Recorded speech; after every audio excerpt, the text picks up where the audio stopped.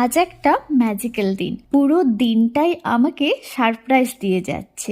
আমি গিয়েছিলাম গ্যালারিতে, ফেরার পথে যা দেখেছি তা ভাষায় প্রকাশ করা সম্ভব নয়। চারপাশে বরফ পড়ছে, পুরো রাস্তাটা একেবারে সাদা চাদরে ঢেকে রয়েছে। গাছের ডালগুলো কি সুন্দর সাদা হয়ে গেছে, আর প্রতি মুহূর্তে বরফ ঝরে পড়ার সেই নরম শব্দ কি শান্ত।